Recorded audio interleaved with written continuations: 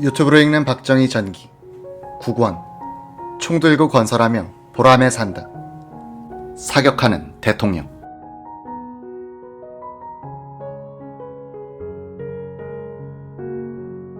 (1968년 2월) 중순 김일성은 미국에 이어 한국의 무력 보복 가능성이 점차 사라지자 조선인민군 창군기념식장에서 만일 계속해서 미국이 푸에블로 사건을 위협으로 해결하려 든다면 미국은 시체밖에 얻는 것이 없을 것임을 강조하고, 북한은 전쟁을 원하지 않지만 전쟁을 두려워하지도 않는다고 덧붙였다.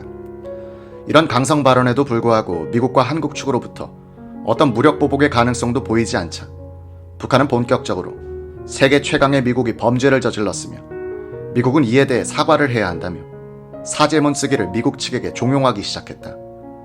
미국 대표는 판문점 회담을 통해 사죄문 대신 인수증만 쓰겠다며 북한 측과 대립했다.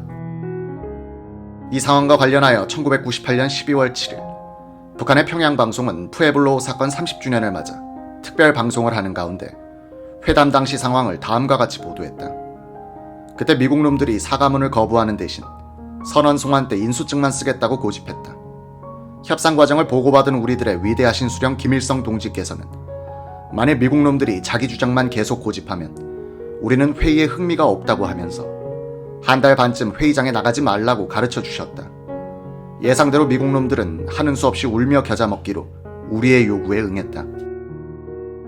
당시 미 국무장관이었던 딘 러스크는 회고록을 통해 자신의 관료 생활 중 푸에블로 납북 사건으로 북한과 회담을 하던 기간에 가장 고통스러운 10개월이었다고 쓰고 있었다.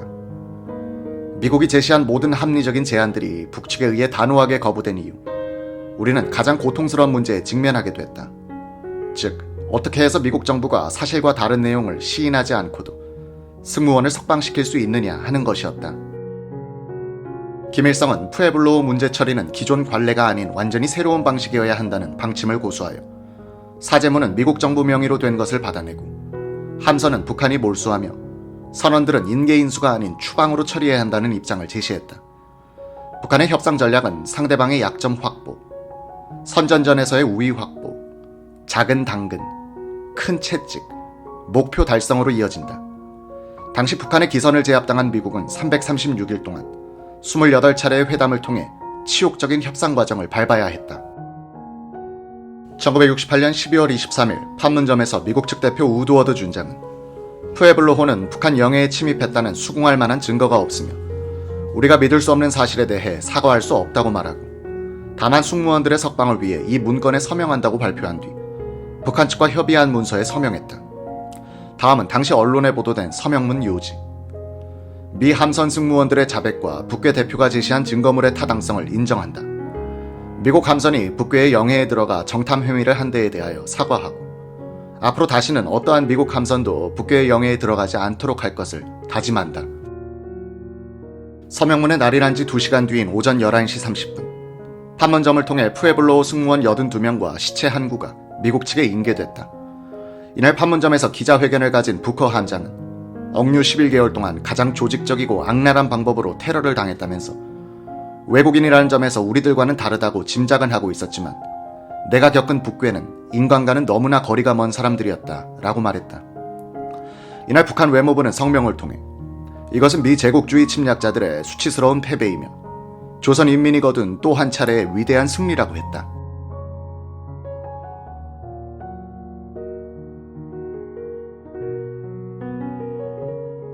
다음은 당시 북한의 중앙방송 발표문.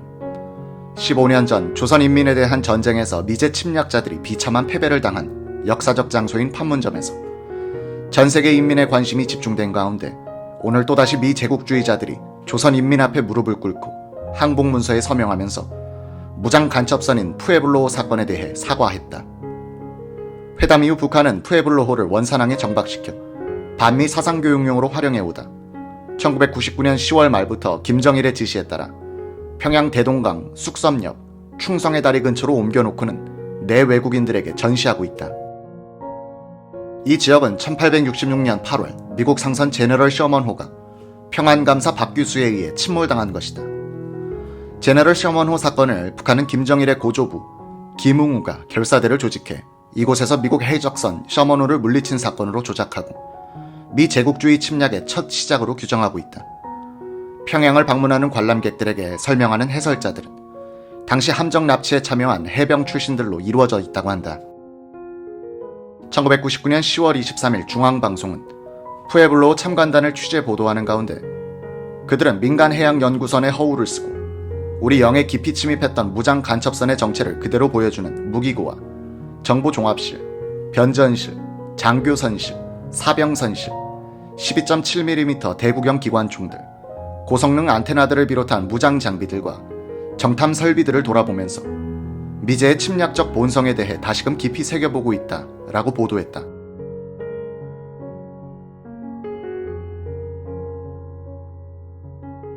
(121) 사태와 푸에블로 사건이 발생한 지 20여일째가 되던 1968년 2월 9일은 한국 정부가 단독으로 무력 보복을 준비하는 등 대미 시위를 지속하는 데 대해 미국 측이 M16 소총 지급 및 추가 군원 1억 달러 제공과 미 대통령의 특사 파견을 서둘러 제의해온 시점이었다. 이날 오전 9시 박정희 대통령은 김성훈 국방장관과 임충식 합참의장을 비롯한 3군 참모총장과 해병대 사령관 등 군수뇌를 청와대로 불러 주체적인 국방태세 확립에 관해 지시했다. 회의가 끝난 뒤 박 대통령은 군수뇌들과 오찬을 함께하며 대미 시위의 중간 점검을 했다. 당시 박 대통령은 이런 말을 했다고 한다. 우리가 오늘 이 자리에서 허심탄회하게 전쟁 수행 여부를 결정해야 할 것 같은데 우리끼리 한번 북괴놈들을 쳐보느냐 아니냐에 대한 여러분들의 솔직하고 기탄 없는 생각을 들어보고 싶소. 이 자리에서 김성훈 국방장관은 다음과 같이 말했다고 한다. 북한이 푸에블로호 납치 이후에도 비무장지대를 통해 20명씩 무장 군인들을 난파시켜 총격전이 2차례나 벌어졌습니다. 제 생각에는 6.25 때 기습 남침을 했던 북한이 이번에는 우리의 공격을 유도하려고 계속 자극하는 것 같습니다. 우리가 공격하면 저들은 중국과 소련의 지원을 받아 반격할 것으로 예상되므로 말려들지 않는 것이 좋겠습니다. 참석한 다른 요인들도 같은 생각이었고 박 대통령은 말없이 고개를 끄덕이며 수긍하더란 것이다. 2월 11일 일요일 오전 8시 사이러스 로버트 벤스 미 대통령 특사가 미 공군 특별기편으로 김포공항에 도착했다. 그는 짤막한 독착 성명을 통해 박정희 대통령을 만나 북괴 만행으로 빚어진 최근 한국 사태에 관한 협의를 기대한다고 밝힌 뒤 헬기편으로 미 8군 사령부로 떠났다. 이날 오후 3시경 점퍼 차림의 박 대통령은 청와대에서 유경수 여사와 함께 박종규 경호실장의 안내를 받으며 청와대 신간 지하에 있는 경호실 사격장으로 향했다. 25m 길이의 5개 사로가 마련된 이곳에서 박정희 대통령은 군용 권총과 카빈 소총을 번갈아가며 사격했다. 유경수에게도 총을 다루는 법을 가르쳐주며 사격을 시켰다. 이날 평균 80점을 기록한 박 대통령은 이만하면 나도 급할 때는 싸울 수 있겠어라며 웃음을 지어 보였다. 청와대 비서실에서는 대통령의 사격하는 장면을 촬영해 이날 각 언론사에 배포했다.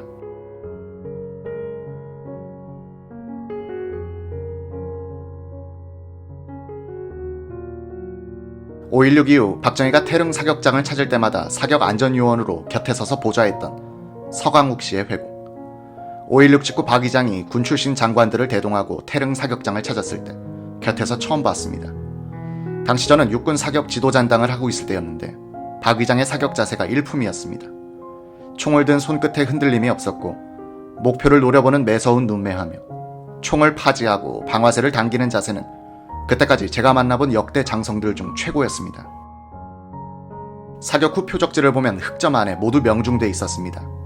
다른 장성들은 표적지에도 명중시키지 못한 사람들이 태반이었죠. 그 후 박 대통령은 매년 한두 차례씩 태릉 사격장을 방문했는데 1968년 2월 박 대통령이 경호실에서 사격하는 사진을 신문에서 본 저는 대통령이 행동을 통해 국민의 안보의식을 고취시키고 있구나 하고 생각했습니다. 조선시대에 왕실에서 궁도를 유행시켰듯이 박 대통령이 솔선하여 사격을 유행시키려 한다고 생각했죠. 실제로 2년 뒤 박 대통령의 허락에 의해 박종규 경호실장은 대한사격연맹 회장을 겸직하면서 한국 사회의 사격 붐을 일으켰고 1971년 제2회 대통령배 쟁탈 봉황기 사격대회 때부터 행정부처대항 사격대회를 열어 대통령 이하 장차관 및 국장급까지 참석하여 부처별 사격 시합을 하기도 했습니다. 이때부터 전국의 중고등학교 및 대학교에서 사격부가 신설되는 등 상무 문화가 조성됐습니다. 실제로 박 대통령의 사격 소식이 전해진 2주일 뒤인 2월 26일 공화당 창당 5주년을 맞은 공화당 당무위원들은 기념 행사를 마친 뒤 청와대 경호실 사격장을 찾아가 사격 연습을 했다. 2월 12일 오전 10시, 박 대통령은 청와대를 예방한 벤스 미 대통령 특사를 맞아 약 3시간 동안 회담했다. 이날 회담에는 한국 측에서 정일권 국무총리, 최규화 외무부 장관, 김성은 국방부 장관, 김영욱 중앙정보부장, 이후락 청와대 비서실장 등이 참석했고, 미국 측에서는 포터 주한미국 대사, 본스틸 주한 유엔군 사령관, 월시 미 국무성 비서실 차장이 참석했다.